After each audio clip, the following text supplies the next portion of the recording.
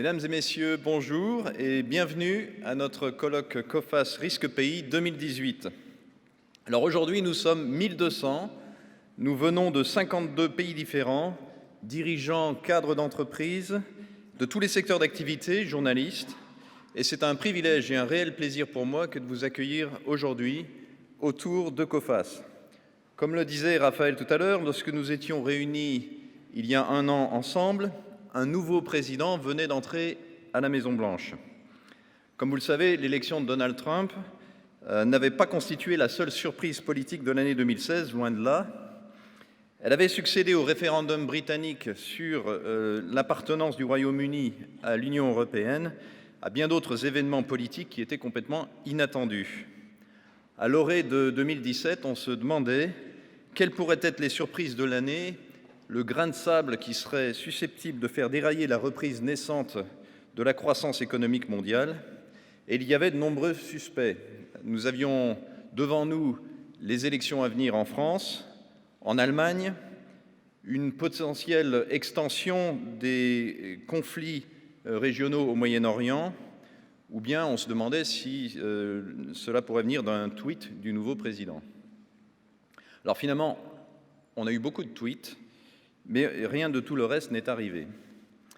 Pourtant, on a eu droit à notre lot de surprises en 2017. Par exemple, une partie de la population catalane a voulu se séparer du reste de l'Europe.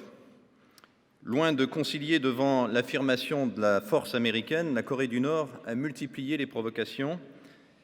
L'Arabie saoudite a imposé un blocus au Qatar et semble maintenant vouloir se réformer à toute allure. Ceci dit, aucun de ces événements n'a été suffisamment important pour affecter les principaux acteurs de l'économie mondiale. C'est une bonne nouvelle pour nous. Nous sommes dans une phase historique de ces 30 dernières années où la reprise économique est de plus en plus synchronisée dans toutes les régions du monde. Les entreprises investissent enfin, ce qui, pour paraphraser le chancelier allemand Helmut Schmidt, devrait théoriquement favoriser une production accrue demain et davantage de création d'emplois après-demain. Mais est-ce qu'on en est vraiment sûr? Il plane à mon sens deux types de risques importants sur l'économie mondiale. Premièrement, le risque géopolitique. En 10 ans, le nombre de conflits armés dans le monde a été multiplié par 2. Et l'indice de risque terroriste mondial que COFAS a créé a été multiplié par 3 durant la même période. Deuxième risque important pour moi, la question de la dette mondiale. Aujourd'hui, elle atteint plus de 230 000 milliards de dollars, c'est-à-dire 50% de plus qu'il y a 10 ans. Finalement, quand on prend du recul, après la dernière crise, les politiques monétaires accommodantes des banques centrales ont permis de remettre la croissance sur des rails, mais au prix d'un accroissement spectaculaire de la dette. Alors, j'ai vécu plusieurs années au Japon. J'ai pu y observer à quel point il était parfois difficile de faire sortir les entreprises du cercle vicieux de la stagnation lorsqu'ils s'installent et notamment lorsque les niveaux d'endettement sont élevés. Ce risque lié à l'endettement ne doit pas être sous-estimé. Les marges de manœuvre des banques centrales sont maintenant fortement réduites et qui plus est, elles vont devoir progressivement resserrer leur politique et on peut penser que ce chemin ne sera pas nécessairement sans embûches. Alors, dans ce contexte, à la fois de reprise économique mondiale qui est synchrone, mais de persistance de risques systémiques, nous avons deux objectifs pour cette journée. D'une part, de faire un zoom sur ces risques systémiques. Ils sont susceptibles de bouleverser notre quotidien à tout moment. Et puis d'autre part, de réfléchir aux opportunités de croissance à long terme qui se présentent aux entreprises. Parce que dans le climat de calme relatif actuel, eh bien, comme le pire n'est jamais certain, nous devons lever les yeux, nous devons regarder à l'horizon, prendre des risques et investir. Alors, on commencera cette journée par les risques systémiques et en tout premier lieu, la question du risque géopolitique. L'intervention inaugurale sur les risques géopolitiques mondiaux sera faite par Alastair Campbell, écrivain, journaliste, aussi ancien directeur de la stratégie et de la communication du Premier ministre Tony Blair. Nous enchaînerons ensuite avec une table ronde sur la question des incertitudes politiques en Europe, qui resteront d'actualité cette année Les entreprises vont-elles devoir s'habituer à vivre avec sur le long terme ou est-ce que c'est un phénomène transitoire? C'est une des questions qu'on posera aux intervenants qui en discuteront dans quelques minutes. En début d'après-midi, on abordera le deuxième risque systémique, donc l'instabilité des marchés financiers, l'éclatement possible d'une bulle financière. Est-ce que ça peut arriver cette année? Et si oui, quelles seraient les conséquences sur l'économie mondiale? Est-ce qu'on peut s'attendre à un remake de la crise de 2008 ou bien à quelque chose qui ressemblerait plus au krach d'octobre 1987 dont on vient de fêter le 30e anniversaire qui, lui, avait eu assez peu d'impact sur l'économie réelle?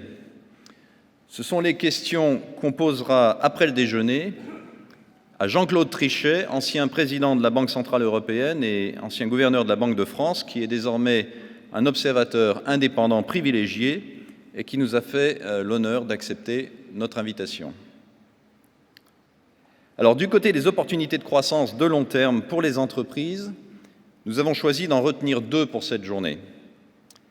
La première est relative à l'initiative chinoise de la nouvelle route de la soie.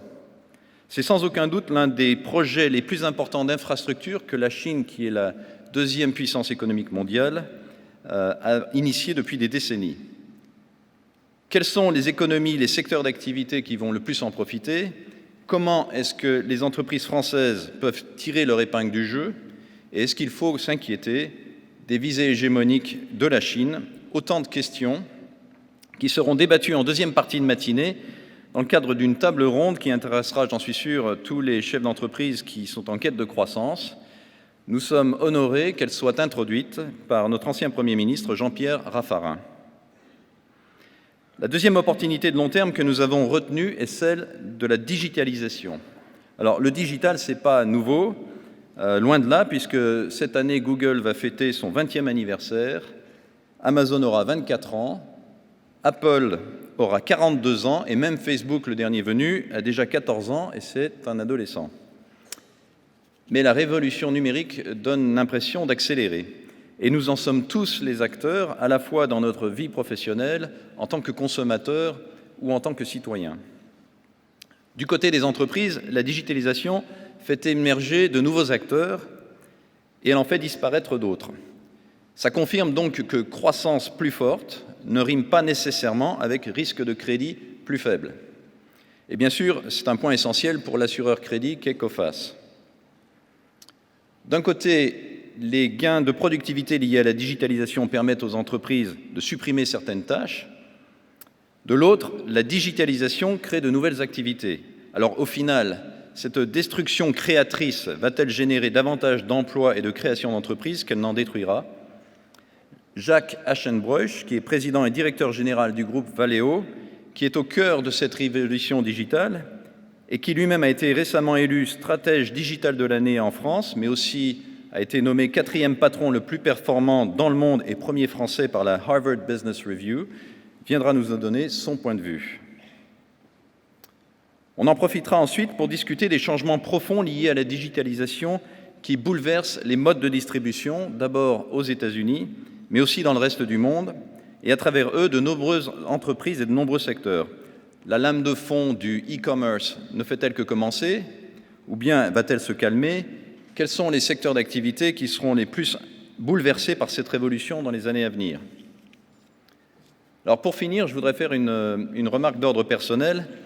Dans cet environnement économique qui est mondial en pleine croissance et à la fois en pleine mutation, de mon point de vue, les principaux enjeux relèvent de l'humain.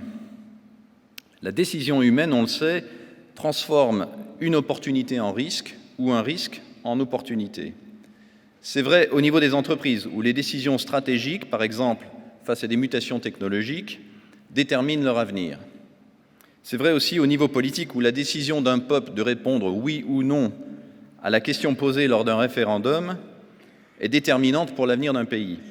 C'est vrai aussi de la décision d'un chef d'État d'appuyer ou de ne pas appuyer sur un bouton nucléaire, et c'est aussi vrai de la décision d'un gouvernement d'appliquer des normes de prudence face à des changements technologiques, réchauffement climatique, sécurité numérique, etc., etc. Alors, parce que l'humain est difficile à prévoir et qu'il crée des incertitudes, l'avenir est difficile à anticiper. Et il est indispensable pour une entreprise d'être à chaque instant prête à réagir avec agilité à tout changement. Coface est là pour vous aider à mieux comprendre ces risques et ces opportunités de croissance et surtout à y faire face et à vous aider à vous développer dans tous les scénarios. Pour mieux vous accompagner, nous avons lancé un vaste plan de transformation il y a un peu plus d'1 an. Dans le cadre de ce plan stratégique à 3 ans, nous investissons résolument pour l'avenir dans nos infrastructures en matière de gestion de l'information crédit, de souscription des risques, de technologie, de digitalisation des processus, d'expertise sectorielle et d'innovation en matière de produits et de services. Mais, et c'est tout aussi important, nous investissons aussi dans l'humain et dans notre culture. Notre plan repose sur la mise en pratique au quotidien de 4 valeurs fondamentales: le service au client, l'expertise, la collaboration et le courage. Il faut des hommes et des femmes de conviction pour naviguer sûrement un monde qui est de plus en plus incertain. L'unique objectif de ce plan stratégique, c'est de mieux servir les 50 000 entreprises qui sont nos clientes, de toute taille, de tout secteur, à tout moment, et que nous accompagnons dans leur prise de risque dans 200 pays à travers le monde, dont beaucoup d'entre vous font partie. C'est donc le moment que nous choisissons pour affirmer notre nouvelle identité, Coface for Trade, une véritable multinationale à taille humaine, agile, connectée au monde d'aujourd'hui, capable par son savoir-faire acquis pendant 70 ans dans 100 pays, de vous accompagner dans tous les développements qui s'offrent à vous à travers le monde. Voilà, j'ai assez parlé. Il est temps pour moi de céder la parole à Alastair Campbell pour son intervention inaugurale sur les risques géopolitiques mondiaux. Je vous souhaite à toutes et à tous un excellent colloque COFACE 2018. Merci de votre attention.